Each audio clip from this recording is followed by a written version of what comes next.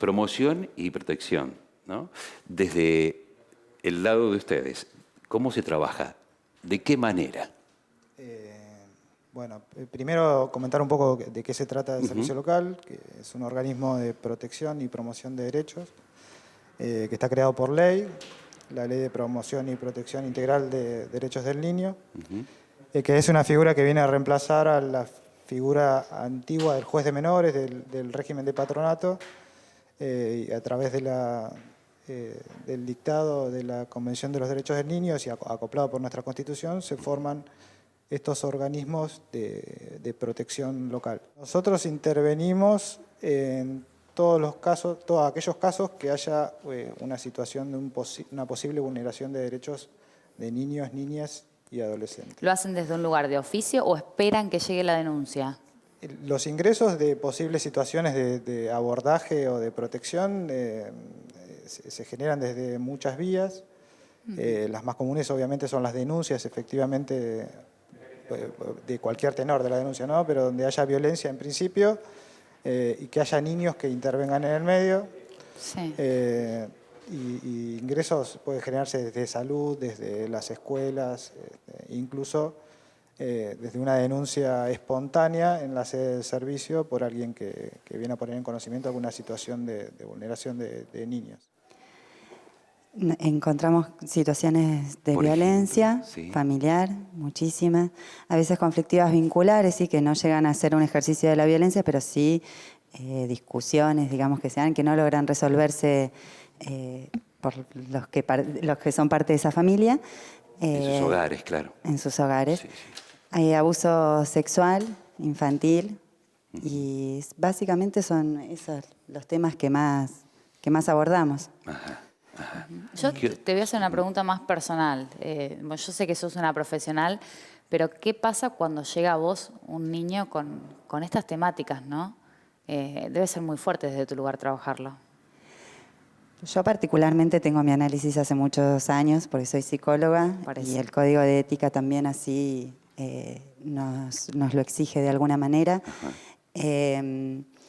Así que tengo mi espacio también para poder distinguir cuando estoy, digamos, para no intervenir desde lo personal, ¿sí? No, es necesario que haya un profesional, que lo que se tiene es lo que se llama distancia óptima, y en esa distancia se lo escucha desde otro lugar. Muchas veces son chicos que no han hablado con nadie o lo han hablado solo dentro del ámbito familiar y es la primera entrevista donde ellos lo relatan a un adulto que no es su mamá, en el caso de que lo hayan hablado con su mamá, o que no es su maestra de confianza, digamos, es un extraño. Entonces es la primera vez que lo van a hablar con un extraño y después van a tener muchas entrevistas. Lo que necesito saber es la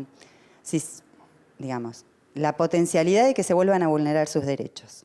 No necesito saber todo el relato de la situación. Si siento en la entrevista que eso lo va a ayudar para que pueda elaborar eso traumático y ponerle palabras a la situación que atravesó, sí pregunto, pero siempre evalúo la necesidad que tiene ese niño o adolescente de contar. Si veo que es un niño que en realidad no está todavía en ese momento de poder historizar lo que le pasó, busco solamente poder detectar si hay un posible riesgo. Donde se detecta ese posible riesgo a futuro, se toman las medidas necesarias para evitarlo y hasta ahí llega, digamos, el detalle lo dará en cámara Gesell o en otro momento, ¿no? Que llega la denuncia. En principio está bueno comentar esto, que en realidad nosotros las denuncias donde hay niños de por medio, el primer lugar al cual le da traslado la comisaría, por ejemplo, la comisaría de la mujer, en el caso que se haga en ese lugar, es al servicio local. A partir de ahí se comienza a intervenir, sea cual sea el motivo de la intervención o de la posible vulneración, y se le asigna el caso a profesionales dentro del servicio para que comiencen a abordar la situación, ya sea un abuso, una situación de violencia o deserción escolar o lo que sea, cualquier derecho que esté vulnerado. ¿Usted qué opinión te merece este caso? No lo conozco al caso en detalle. Habría que ver en qué marco había niños menores de 18 años o adolescentes menores de 18 años conviviendo con la figura de un adulto responsable. Empezaría a pensarlo desde ahí, porque no solo Entiendo que se dan los casos de fútbol, que también hay en los casos de modelos y demás, Sí, que sí, van sí. varios a convivir en un lugar con un responsable. Nosotros somos de prestar mucha atención quién es el responsable de los niños. Por lo menos nos Sí. preguntaríamos Ok. la viabilidad de que un extraño esté a cargo de varios niños en concepto de Claro, qué. pero bajo consentimiento de los justamente, padres, ¿o no? Cuando se Pero también cuestionaríamos, bueno, estos papás, ¿por qué dan este consentimiento? ¿Qué está Ajá. pasando? Ahí ¿Hasta abordan. dónde llegaron Ahí estos están papás ustedes. a conocer a esta persona? Bien, claramente. ¿Por qué depositaron la confianza? Que se pueden equivocar también los papás, pero por lo menos conversarlo, ¿no? Indagar, bueno, ¿por qué confiaste en esta persona? ¿Vos sabías quién era? Bien. El riesgo de abuso siempre está, digo, no es que no nos podemos anticipar, son cosas, hay veces, bueno, que sí lo saben y hay un consentimiento y no hay registro, porque la construcción de la sexualidad de ese adulto también está complicada, ¿no? Pero lo normal es que no nos anticipamos a las tragedias o a los traumas. Por eso el Claro. trauma tiene sus características. Es algo que ocurre sin que lo esperemos. Nadie tiene un hijo pensando que lo van a pisar en la calle o que lo van a abusar. Por supuesto. Es necesario confiar en la sociedad, confiar en los vecinos, confiar en los hermanos, en los tutores. abuelos. Sí, sí, sí. Claro. Uno confía y está bien, y en principio hay que confiar, porque si no perdemos los lazos humanos y Exacto. amorosos. Justo- El fin de la ley es trabajar con la familia. Sí, el fin principal de la ley de protección es apuntalar a la familia, poder trabajar y tratar de revertir y restituir los derechos a esos niños en esa misma familia. ¿Y cómo se trabaja, En Germán, muchas con la familia? ocasiones eso se hace imposible y la decisión de apartar o no a un niño por esta situación de denuncia o de violencia o posible violencia depende pura y exclusivamente del servicio local, ¿sí? No es la justicia quien hace que el niño salga de su seno familiar cuando no hay opciones dentro de todo el grupo familiar para que lo puedan acoger y trabajar con esa familia para tratar de revertir la situación. Dependerá de la denuncia que ingresa y por qué situación y si se puede o no abordar esa situación con el trabajo con la familia o si Supongamos indefectiblemente por abuso, la el gravedad. caso. Supongamos abuso. Si ¿Cómo se si trabaja? estamos hablando de un abuso intrafamiliar, lo primero que tenemos que hacer es apartar a ese niño Ok. de la familia y poder alojarlo dentro de la familia, algún otro referente familiar o algún referente afectivo para poder abordarlo y darle la protección inmediata. Y que a veces también cuando es intrafamiliar y tenemos una mamá que tiene una posición protectora, que frente al relato de este niño pudo reaccionar, también hay que entender que es muy difícil escuchar a un niño que está diciendo que fue abusado, ¿sí? Porque una mamá no quiere escuchar eso. Entonces también hay que comprender que esa mamá es un sujeto y como sujeto también puede muchas cosas y hay otras que no.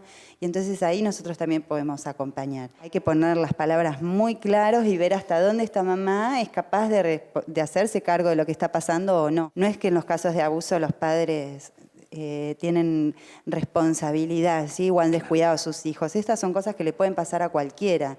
Muchas veces vienen el papá y la mamá y a veces los hermanos, las abuelas y los tíos. Nosotros tratamos de explicarles cuál es el proceso que viene, porque también hay otra parte de la vulneración de derechos que es posterior a una denuncia por abuso, que es la parte institucional, que van, digamos, sin entender a los distintos organismos, no saben qué están haciendo ahí, no saben qué va a ocurrir después, tienen mucho miedo, muchas ansiedades, se sienten culpables los papás, no saben cómo tratarlo a su hijo, porque a veces también hay denuncias, por ejemplo, que tienen que ver con modos de crianza, en la higienización de los chicos, que a veces generan ciertas estimulaciones y eso tiene secuelas de abuso. Entonces, ahí también hay que trabajar con la familia.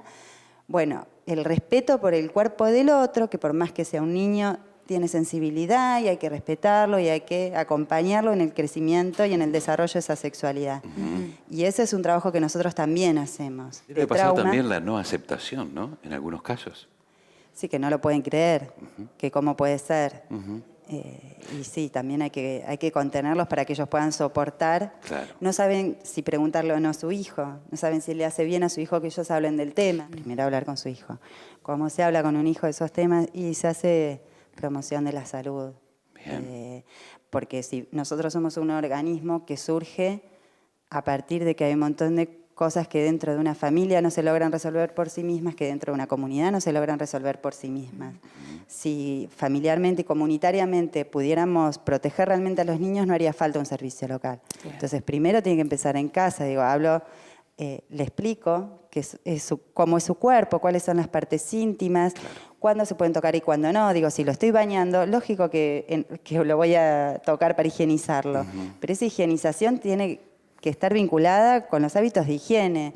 No tiene, ahí, digamos, no va a ser mal interpretado. Yo puedo limpiar a mi hijo tranquilo.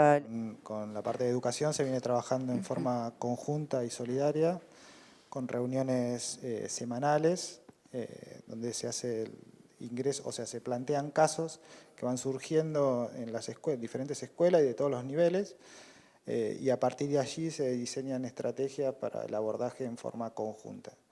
Si bien la ley habla de un trabajo conjunto, había algunas discordancias entre diferentes sectores, con lo cual se empezó a trabajar de esa manera y el trabajo es mucho más armonioso y el abordaje mucho mejor. No tenemos la estadística cerrada de este año, pero bueno, las cifras son bastante elevadas. En un borrador previo que ha hecho, son casi 11.000 casos que ingresan por año el año pasado. 11.000 casos por año. Sí, de diferentes tipos de vulneración. ¿Aquí? ¿No? Sí, acá de Olavarría. Sí. Sí. En realidad se le da tratamiento a absolutamente todas las ingresos que existan, ¿sí? de cualquier sector, ¿sí? De salud o de denuncias o de educación o denuncias espontáneas.